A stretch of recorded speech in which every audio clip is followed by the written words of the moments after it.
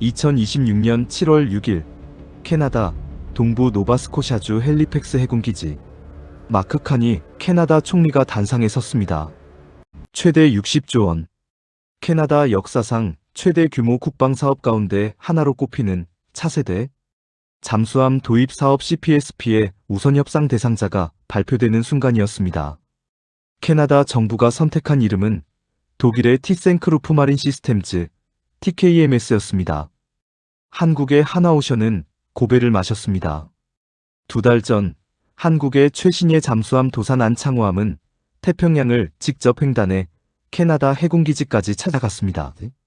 성능과 운용 능력을 직접 보여주기 위한 총력전이었습니다.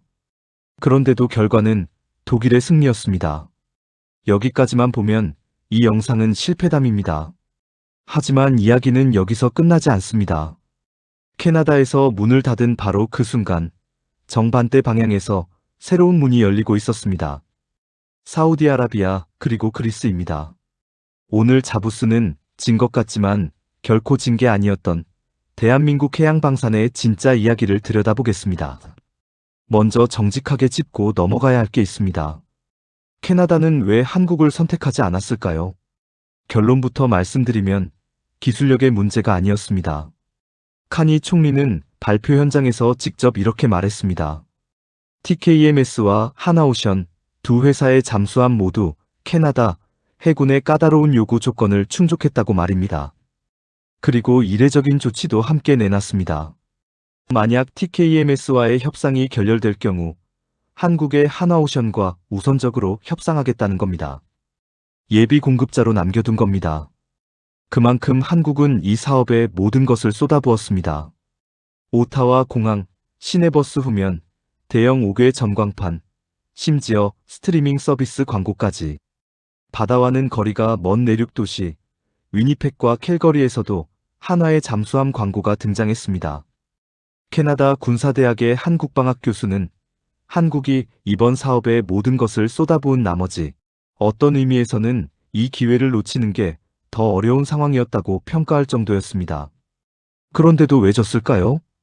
캐나다 현지 언론과 국내 업계는 입을 모아 성능이 아닌 다른 변수를 지목했습니다. 캐나다는 나토, 북대서양조약기구의 핵심 회원국입니다. 유럽과의 방산 협력을 강화하려는 전략적 기조, 그리고 자국 산업에 대한 투자를 요구하는 절충교역 정책. 이 두 가지가 최종 결정에 무게를 실었다는 분석입니다. 우리 방위사업청 역시 이 결과를 담담하게 받아들였습니다.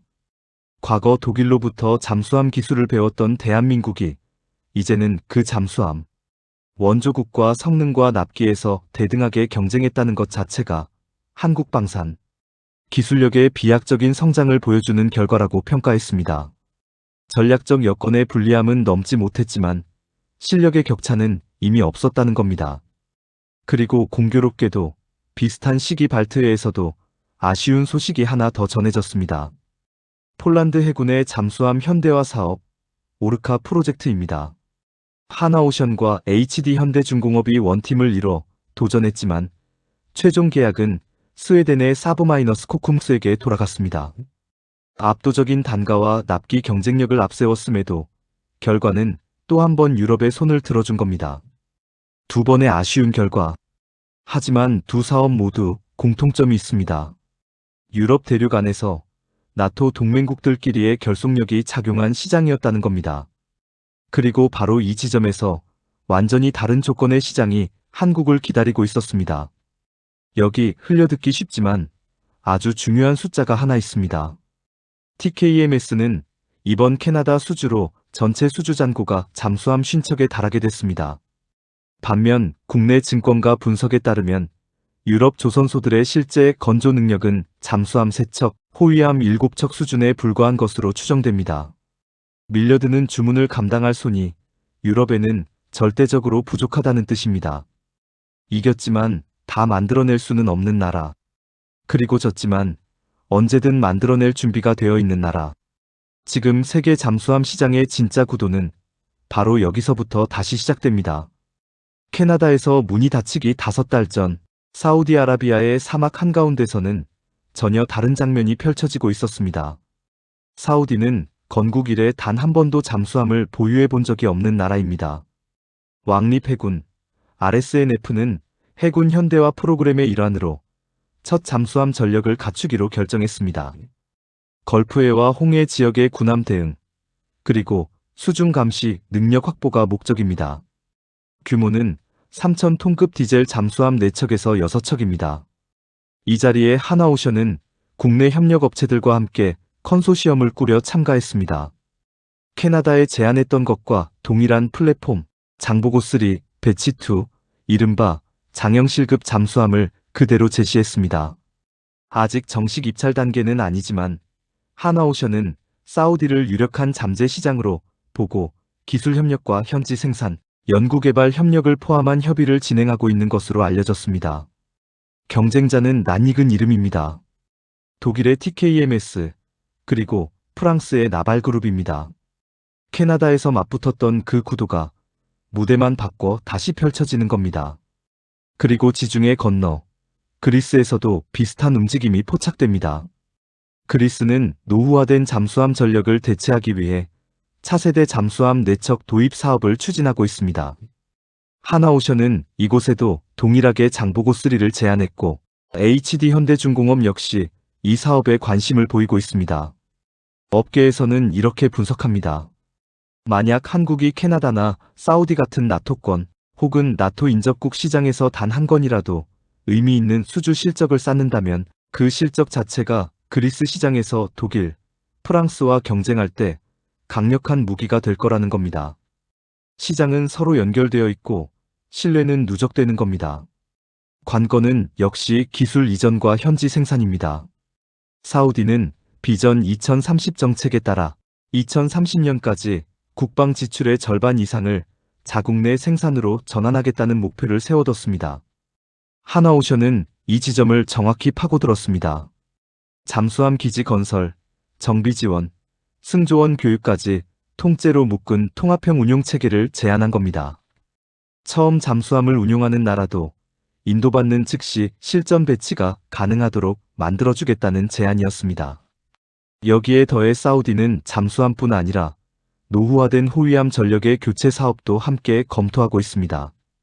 이미 사우디는 지난 2024년 한국산 중거리 지대공 유도무기 천궁2를 32억 달러, 우리 돈으로 약 4조 2천억 원 규모로 도입해 2028년 인도를 앞두고 있습니다.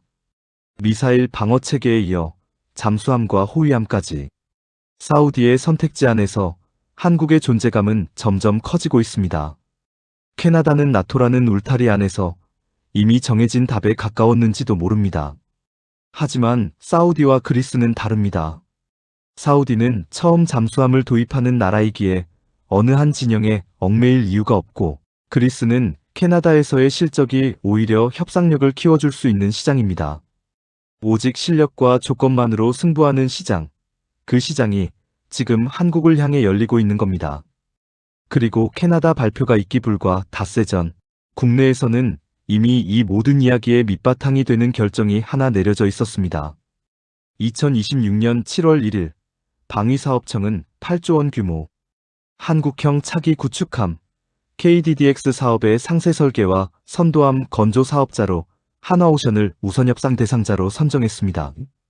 캐나다에서 국제 무대의 냉정한 평가를 받기 직전, 정작 우리 해군은 하나오션의 기술력에 8조 원짜리 신뢰를 실어준 겁니다.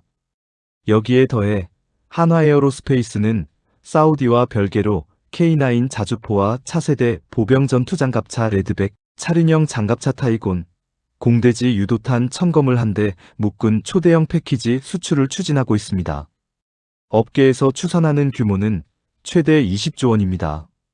여기서 중요한 건 이 모든 사업이 따로따로 진행되는 게 아니라는 점입니다.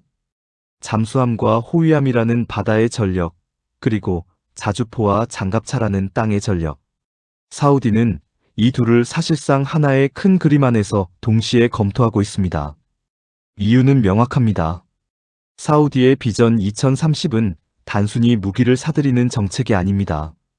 국방 지출의 절반을 자국 생산으로 돌리겠다는 국가 전략입니다. 그러니 사우디가 원하는 건 단발성 판매자가 아니라 육상에서 해상까지 완제품 공급부터 현지 생산과 기술, 이전까지 통째로 책임져 줄 수 있는 전략적 동반자입니다. 한국은 이 조건에 정확히 들어맞는 몇 안 되는 나라입니다.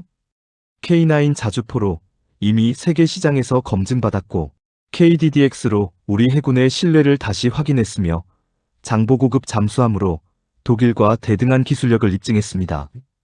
무엇보다 유럽이 감당하지 못하는 물량까지 소화할 수 있는 생산 여력을 갖추고 있습니다.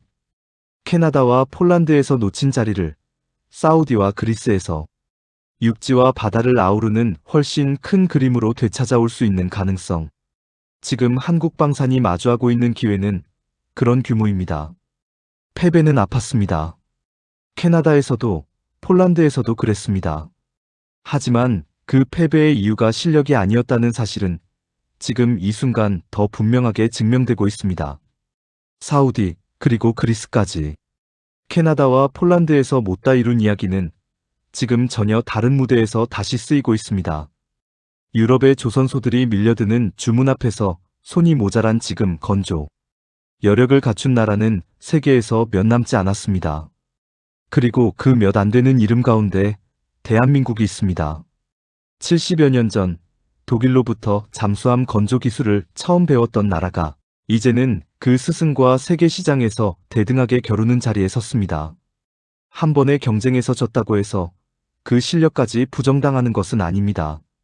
오히려 그 경쟁을 통해 한국의 잠수함이 세계 최고 수준과 나란히 설 수 있다는 사실이 증명됐습니다. 바다와 땅을 가리지 않고 대한민국의 무기는 지금 세계 각지의 안보 지형 안으로 스며들고 있습니다. 그 흐름의 다음 무대가 사우디가 될지 그리스가 될지는 아직 아무도 단언할 수 없습니다. 하지만 분명한 사실이 있습니다. 그 무대 위에 대한민국이 있다는 것입니다. 세상을 바라보는 대안의 당당한 시선, 자부수였습니다.